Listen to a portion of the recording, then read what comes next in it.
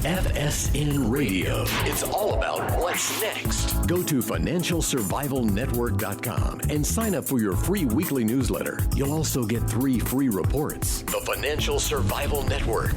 It's all about what's next. Welcome. You are listening to the Financial Survival Network. I'm Kerry Lutz, and today is 8/27/20. Well, we've got this Obamagate going on. At least that's what the president calls it. We just had our first guilty plea, which the mainstream media has been deafening. Their silence has literally been deafening. Not a word in any publication. Is this going to lead to the taking down of the deep state, or is Clinesmith simply the Lee Harvey Oswald of Obamagate and a hapless dupe who is following orders and will wind up taking the rap for it? That's the question. And we'd like to know your opinion. Why don't you give us a shout at kl@kerrylutz.com. Let us know what you think. You'd love to hear it, and we'll even put it on the air if it's really good. And, well, the person you're about to hear from was Deep Throat's lawyer and wrote a book called Postgate about how the Washington Post betrayed his client. Gee, that's a shock there. After all, the Washington Post is the house organ of the CIA. And now Jeff Bezos, Amazon owns it. You go connect the dots. I don't think I need to. John, it's great to have you back on. So we have this, our first criminal conviction of Obamagate. What do you think the significance is, and where do you think it's going to lead? Well, a lot depends on whether or not Clinesmith rolls over on anyone. Clearly, he didn't do this alone, and clearly it is the culmination of 8 months of other people hiding the exculpatory information on Carter Page. This is the only guy that did it in such a way that it's drop dead provable. Everyone else, oh gosh, I must have forgotten to tell the people about doing the FISA application. I must have forgotten to tell them about this, that, or the other. Oh, I didn't see that report, or I didn't see that information on Carter Page. Everyone knew the guy was not an agent, and yet they all pretended that he was a Russian agent. So now, here's what I would say. Where the vulnerability is of McCabe and company is twofold. Number one, during the FISA process, as it went along, they got more and more information that was no longer deniable. They could no longer say, gosh, I didn't know that this guy worked for the Democrats, for Hillary Clinton. That's what they were claiming at the beginning. Oh, gosh, I didn't know that he worked for a political party. And they didn't tell the court that. So as this thing goes along and you get to the second application, third application, and fourth application, I think a guy like McCabe is in there strongly knowing about all this. I think Comey rises above it. He can say he didn't know about all this stuff. McCabe has told Horowitz that he briefed Comey on various things, but gee, Comey doesn't quite remember. He's not clear. No, gosh, I didn't know this. I didn't know that. Comey, I think, will escape. I think McCabe may be in the crosshairs here. And there's another fellow, I don't know who he is. I feel sorry for him. He's called Case Agent 1. And Case Agent 1 looks like he was right there at the fulcrum where he had to give all the information over to the guy doing the application. They may get him. Now, that's one aspect of this, Kerry, and that is the FISA application. But what we do not have any insight in from the Horowitz report is to what happened before Crossfire Hurricane was started. That was a convenient spot to say they started July 31st, 2016. The FBI was really doing things for months before then, and they probably knew all about this Professor Mifsud, who was not really a Russian agent, and Vladimir Putin's niece was not really Vladimir Putin's niece. And there were FBI guys over there meeting with British intelligence. They were meeting with Brennan, and they knew this. And that was the predication for the whole investigation, started with George Papadopoulos and the Russian professor. So whoever knows about that, knows about Mifsud, is going to get indicted, because that thing stayed in the FISA report for all four applications, that there was this friendly foreign government, Australia, which presented this whole idea of the hacked emails, which came from Papadopoulos, which came from the professor. I think that might be Peter Strzok. It might be even Bill Priestap, although I think Priestap, in my view, is a good guy. I think Stroke may not be, but whoever knew about Misfood is going down too. All right. Well, hey, come one, come all. It'd be great to see them all go down. And there's a lot that we don't know, but there certainly appears to be no vigorous, anxious investigation where they're really going after these guys nonstop. At least we don't know about it. Whereas the converse was true. They went after Trump with gusto, with pulling out all the stops.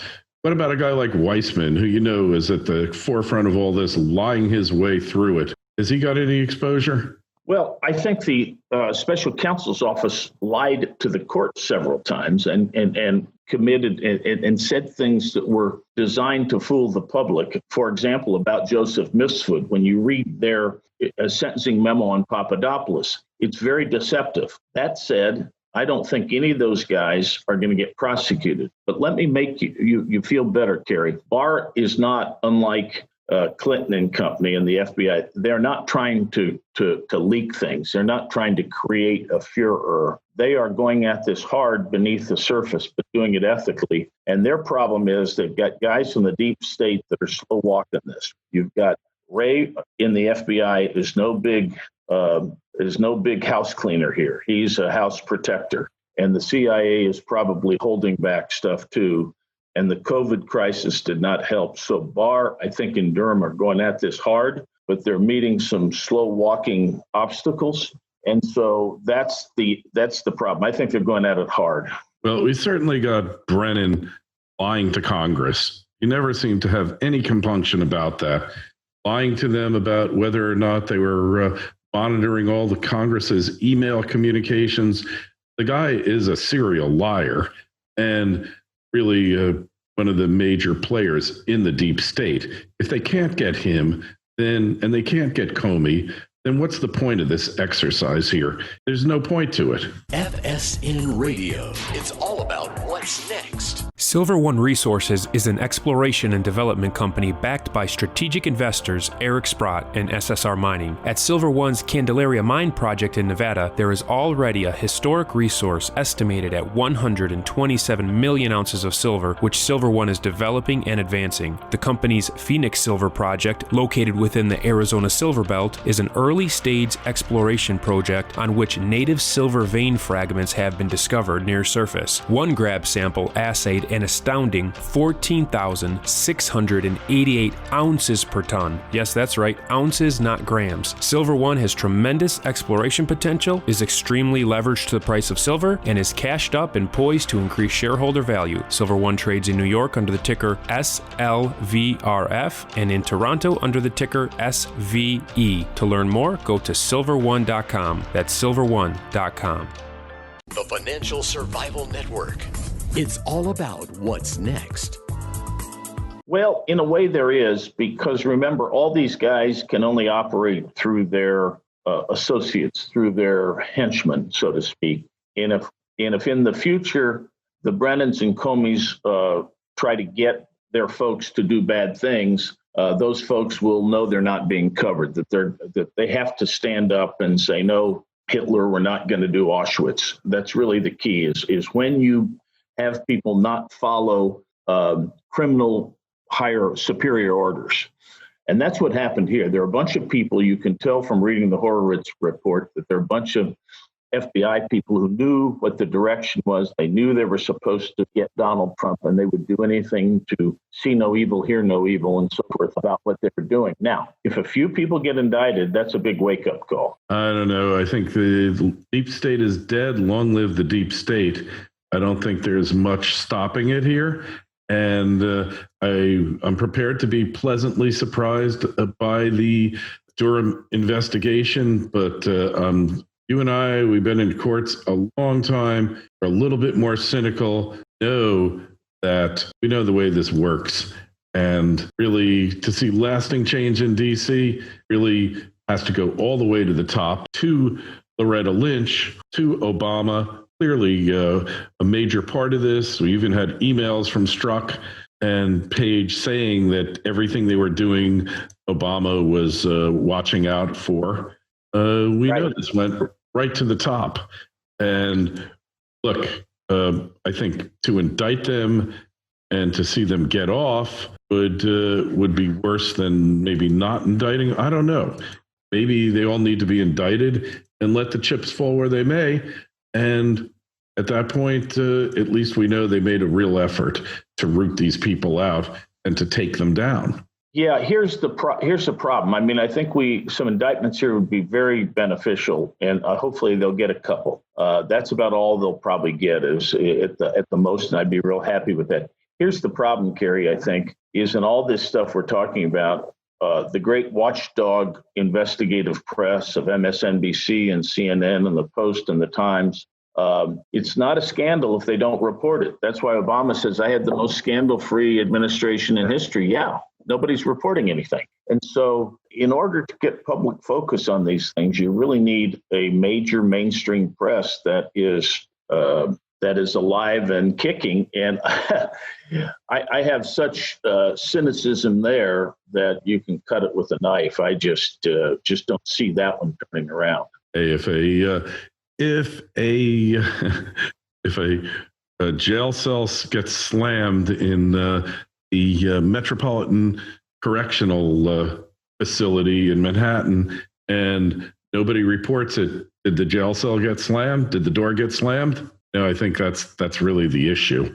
And, I guess we're just going to have to see. It's hard not to become a cynic, though, isn't it? Yeah, especially as to the mainstream media. And, this whole thing, Comey knows the mainstream media, and he knows they will be there to help him. And so they are somewhat of they encourage him, they protect him, and they enable him. They enable him. That's the word I'm searching for. Yeah, and that's the problem. The mainstream media has become a bunch of enablers, not reporters. And hey, I guess we're just going to have to see what happens here. So your book, Postgate, available at fine stores wherever books used to be sold?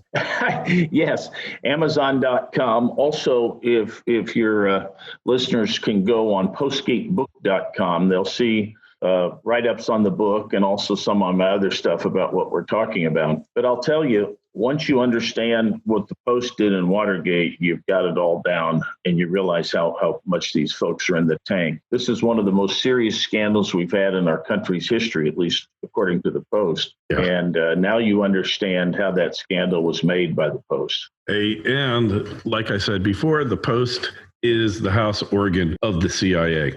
Whenever the CIA leaks stuff, it's always through the Washington Post. We know the Grahams were CIA operatives, shall we say? Maybe not full-blown agents. Maybe they didn't go to spy school, but they were corroborators. They worked with the CIA, and nothing has changed. Every major CIA scandal or response to it, damage control, always starts in the Washington Post, just like the New York Times is the house organ of the Department of Justice and the FBI. They leak their stories there. And yeah, it's a shocking state of journalism. And the fact is, these people need to be held accountable. Whether you love Trump or hate him is irrelevant. It's not the job of the permanent bureaucracy in Washington to be trying to depose him, to have a coup against him, to interfere in the election. All these things, they're crimes, and somebody needs to be held accountable. We'll see if we live to see the day that this happens. Anyways, really, really appreciate your coming on the show. Again, the book is Postgate, and postgatebook.com will get you there. All right. And Postgate, how the Washington Post betrayed Deep Throat, covered up Watergate, and began today's partisan advocacy journalism. Right. It's all in there. It's all in there. And if only we had known then what we know now. Anyway, John, it's a pleasure having you on. Any questions or comments for John O'Connor, please email us, kl@kerrylutz.com, Twitter feed @KerryLutz, Facebook page is Financial Survival Network. And John, we'll talk to you again real soon. Hey, take care, Kerry. See you now. FSN Radio. It's all about what's next. Go to financialsurvivalnetwork.com and sign up for your free weekly newsletter. You'll also get 3 free reports. The Financial Survival Network. It's all about what's next.